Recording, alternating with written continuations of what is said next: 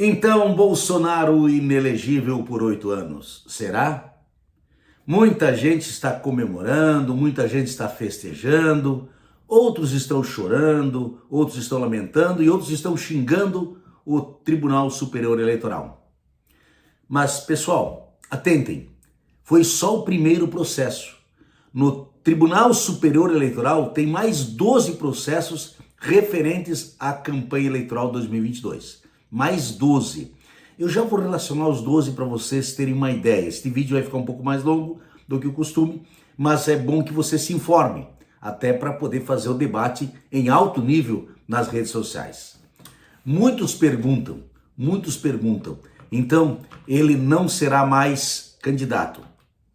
Por 8 anos, a princípio sim. Outros me perguntam bastante nos comentários e nas lives, e quando ele será preso? Vou responder esta pergunta no final.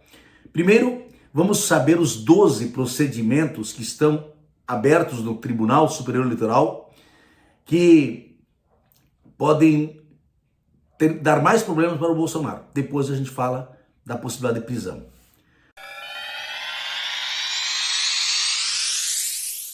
O julgamento de hoje, dia 30 de junho, dia que estou gravando este vídeo, é apenas o começo de um longo caminho que Bolsonaro ainda vai ter que trilhar em função do que fez na eleição 2022, no processo eleitoral como um todo. Vamos lá. Tem os seguintes procedimentos no TSE. Declarações e atos dele que tentaram colocar em dúvida o sistema eleitoral brasileiro. Tem mais, não era só esse que foi julgado, da reunião dos embaixadores. Concessão dos benefícios financeiros que foram dados durante o período eleitoral, como, por exemplo, antecipação de transferência do benefício do Auxílio Brasil, do Auxílio Gás. Ele antecipou pagamentos. Isso desequilibra uma disputa, porque o adversário que não está no governo não pode fazer isso. Realização de atos e campanhas nas dependências do Palácio do Planalto e do Palácio da Alvorada, como, por exemplo, anúncio de apoios obtidos por candidaturas na disputa do segundo turno. Ele fez vários vídeos, inclusive, recebendo apoio nos prédios públicos, e não pode. Ele pode receber os apoios, mas não utilizar-se da máquina. Uso de palácios do governo para a realização de lives de cunho eleitoral. Durante a eleição ele teve que mudar, inclusive, de local. Você lembra disso? Tem um procedimento aberto. Vai ter julgamento. Realização de lives de Bolsonaro em prédios públicos para pedir votos para outros candidatos. Ele fez isso. Não pode também. Tratamento privilegiado da Jovem Pan à candidatura dele, do Bolsonaro, com utilização de notícias fraudulentas contra o sistema eleitoral, contra ministros do STF, ministro do TSE e contra candidatos adversários. Bolsonaro está envolto nesse processo. Vai sobrar mais para a Jovem Pan.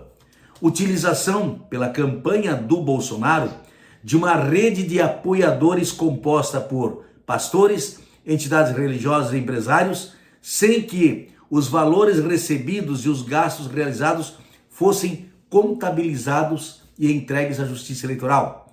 Caixa 2, apoios indevidos, porque você não pode receber apoio de igreja, você não pode receber apoio de empresa. Realização de disparos automáticos de mensagens de SMS com evidente cunho eleitoral, com conteúdo antidemocrático e ilegal, a partir de um número que antes pertenciam a instituições do estado do Paraná. Houve um disparo, inclusive criou-se um procedimento por causa disso, da empresa de água e saneamento do Paraná, a Sanepar. Realização de atos de campanha durante o desfile cívico de 7 de setembro, usando o cargo para a promoção de sua candidatura. Lembram daquele grande evento feito na Praça dos Três Poderes, onde ele gritava imbrochável, imbrochável, lembra? Pois então, foi um evento utilizando-se de dinheiro público e da sua condição de presidente para campanha. Também não pode. Criação de um ecossistema de desinformação nas redes sociais que beneficiaria Bolsonaro. É aquela questão de espalhar fake news contra o adversário, contra a urna eletrônica. Toda uma rede foi criada em torno disso. Discurso de Jair Bolsonaro na Assembleia Geral das Nações Unidas, que teria também tido um cunho eleitoral. Tem um procedimento aberto sobre isso.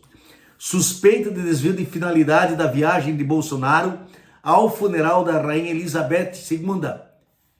E também na Assembleia da ONU. Lembra que ele foi lá para a Inglaterra e foi fazer comício da sacada da Embaixada Brasileira? Pois então, também tem um procedimento sobre isso. Porque lá ele também, de certa forma, pediu voto. E você tem eleitores na Inglaterra que votam em presidente. Então, são esses 12 procedimentos que o TSE tem abertos, estão em curso, e pelo que se sabe, 2 deles, não sei te dizer exatamente quais, serão ainda finalizados até novembro.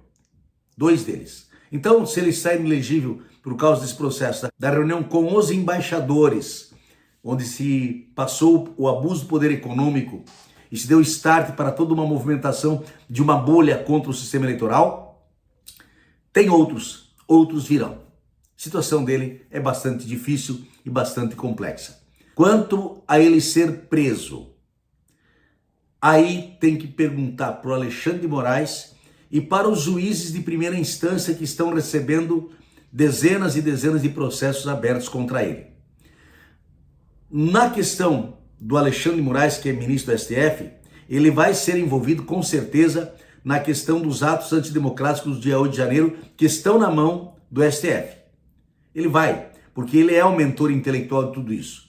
Por mais que ele negue, ainda não se encontrou a prova. Mas mais cedo ou mais tarde vai acabar tendo a prova, e se o seu tenente-coronel Mauro Cid não delatar ele, ainda nesta sexta-feira, dia 30, porque nesse momento em que eu gravo o vídeo, ele está prestando depoimento à Polícia Federal e, segundo informações que eu já obtive, ele está falando. Ai, ai, ai. Se você quiser mais informações, então, por favor, inscreva-se aqui no canal, deixe o like, aperte o coração, comente, compartilhe, isso dá engajamento e me ajuda a ir mais longe.